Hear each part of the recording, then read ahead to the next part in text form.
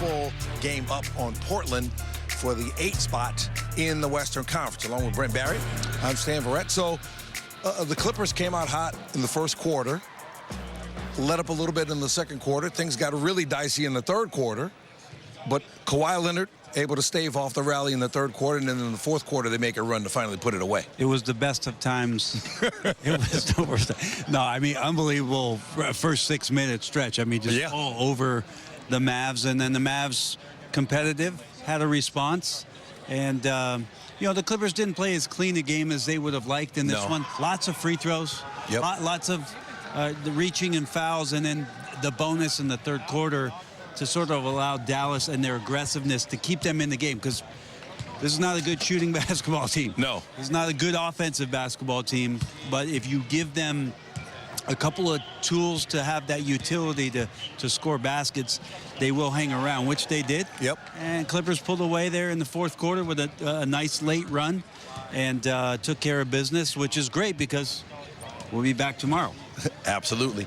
Kawhi Leonard made sure that when things got dicey in that third quarter, he was able to help the Clippers keep Dallas from really getting back into the game in terms of controlling the game. He had 19 in the first half, then 15 in that third quarter. I think every time Dallas had made some sort of attempt to get within 6 or 4, Kawhi would come down and nail a 3. Right. You would turn to me and say, I'm glad we got that guy. Exactly. And I'm sure Ty Lue was saying the same thing. Just a huge response from Kawhi. Another all-NBA performance from him, 34 in this one. Creeping in, Stan, on that 50, 40, 90 season tonight, shooting the 3-ball extremely well at 1.6 of 9, ended 6 of 10 in the game. And then he had his running mate do some damage himself in the fourth quarter. Yep. Getting back to Kawhi, his 21st 30-point game of the season, and the 20-point game streak now is at 55, which extends his own team record. So just continued brilliance from Kawhi Leonard. And then Darius Garland, when he was on the floor, things went smoothly offensively. Yeah, got himself going a little bit and was complimentary tonight. 9 of 18 for Darius, 22 points. Not the normal assist outings that we're seeing from him, or at least accustomed to, with just 4 assists from him in this basketball game. But a lot of efficiency in minutes tonight for the Clipper roster in their entirety, and Darius made just enough plays. And like we mentioned, in the fourth quarter, a couple of runs where he had his hands on things for them to stretch out the lead and be comfortable to finish this one off. Brent, you know, we always go back to that 6-21 start. After that, everything changed. You remember what Ty said? He wanted to go 35-20 the rest of the way. Well, they've gotten the 35 wins now. Yep. Officially tonight, 35-17 since the 6-21 start. Darius Garland, a big part of that since he joined the Clippers, and Jamie Maggio spoke with him after the game. Darius, 22 points for you. Clippers walk out of here with a win. What was sort of the vibe around the team there when you guys gave up that 23-point lead, though, and let the Mavericks back in this one? We couldn't let them get it back. We couldn't let them take the lead, at least. They cut it to like 10, 12. But we went to the locker room, talked about it a little bit. So we had to pick up the energy, pick up the intensity, and that's what we did in the second half. How do you guys prevent yourselves from making it more difficult than it needs to be? Try to do the simple things. Try not to turn the ball over. Hit the open person when they're open. Make the easy play, make the right reads, play hard on defensive end, and see where the chips fall. Now, Kawhi, we've seen this for years from him, you know, kind of taking over when he needs to. As his teammate now for 2 months, what's it like for you to see him hit those shots when he needs to? You become a fan when you're over there watching. It's pretty cool to see. I've been seeing it for a long time because I've been watching Kawhi since I was younger, so it's cool to be his teammate and finally have the same jersey on and actually seeing it in live. You know, you guys have 3 games left in the regular season. What is the approach to these final 3, and how do you optimize what's left? Play hard on both ends, most importantly defense, but take one game at a time. It's always a different opponent every night, so take one game at a time and see where the chips fall. Appreciate you, Darius. Yep. Chips fell the Clippers' way tonight, 116-103 over the Mavericks. So again, with the 2-game winning streak and Portland losing to Denver last night, the Clippers go from a half game down to a full game up over the past few days. Again, 3 left for the Clippers. Tomorrow night, OKC visits here. All-important trip to Portland on Friday, and then we wrap it up with the Warriors here on Sunday. So, pretty good. I mean, nothing's decided yet, but I like the way they're sitting. 8 is looking more and more likely. Obviously, Phoenix would have to fall off. They're battling Houston tonight. They would have to go on a bit of a losing streak, but they've been playing better as of late. It's feeling more and more like 8 is going to be secure for the Clippers. Tomorrow night, OKC will come in here after destroying the Crosstown team tonight. So another battle. But Darius is right. This is about health, continuing to compete until it is they're locked up, and then deciding what you want to do with that final home game. But the Clippers have gotten themselves, back to your point, Stan, about Ty making that call way back in December, saying, look, 500, we go 500 and get a chance to get back to that. We feel like we'll play in the postseason.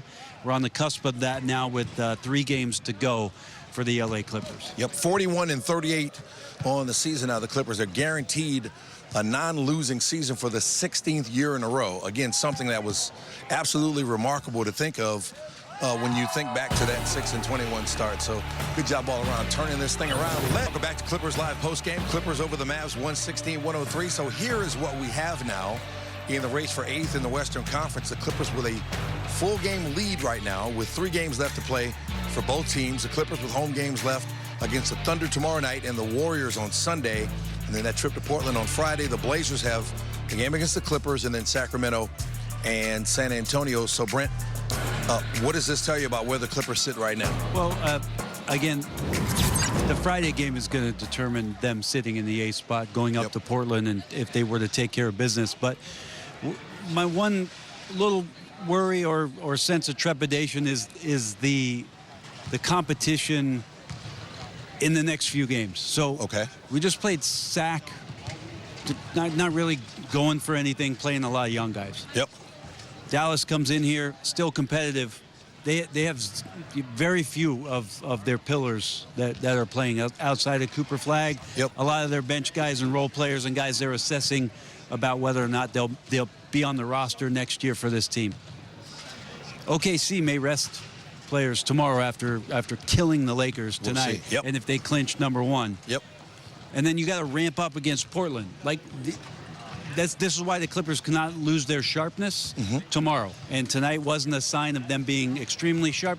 Tomorrow they need to take those steps to be a little bit cleaner in the way that they play collectively.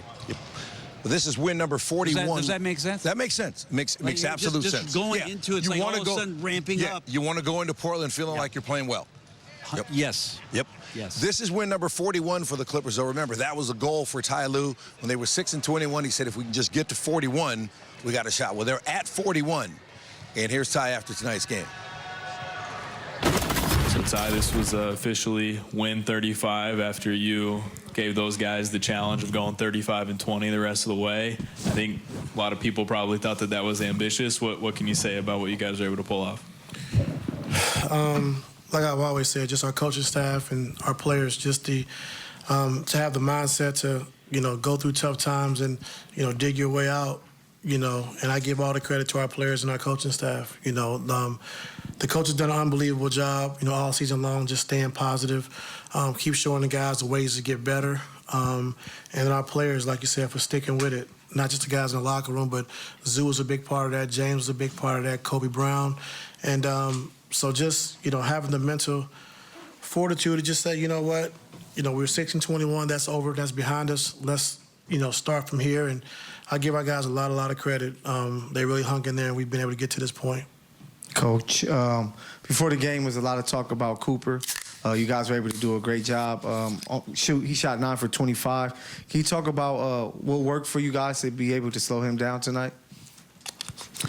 It didn't look like we slowed him down, but when you look at the stats, I guess he didn't shoot the ball well, but his ability to attack the basket, get to the rim, make plays for his teammates, and then with his size, having the ball handling skills that he has, puts you some tough positions, and, to try to make him, see a crowd, try to make him play in a crowd as much as we could, and then having Brooke, back in that drop to protect the rim. I thought he did a good job with that. Ty, this isn't the first time this season during this run that you've made a point to kind of credit James and Zoo and Kobe Brown, even though they're not here anymore. Like, why is that so important to you that they still continue to get, the credit for helping turn this thing around? Because they were part of it. They were part of it through all the struggles, and then we started playing well. They were part of it as well. And so you can't leave them out. It just didn't start. The last couple of weeks or last few weeks. It was a slow grind throughout the whole course of the season. And they were on board, like, James, like I said, Zoo, Kobe, who played a little bit, but they were on board. They were part of having the mindset of, let's just forget 6 and 21. Let's focus on now, today. And those guys were part of that, and they did that. Kawhi in the fourth quarter, obviously he didn't play tonight in the fourth. His right wrist has been heavily taped and bandaged the last couple games. He told us that he hurt it against Toronto, but tonight he comes out, has 34, was able to do what he was able to do in the first 3 quarters. Like, when he's feeling the way that he's feeling and he's still able to give you a night like this, like, what does that say about, just his level of leadership to continue to keep coming out and doing this? Yeah, I mean, he's doing it by example, and just playing every night, through injuries, through things that he's going through right now, and being able to produce and carry this team to wins. And so he's been doing it all season long, and we just want to run through the tape. Finish the season strong, give everything we have, and see where we fall. Coach,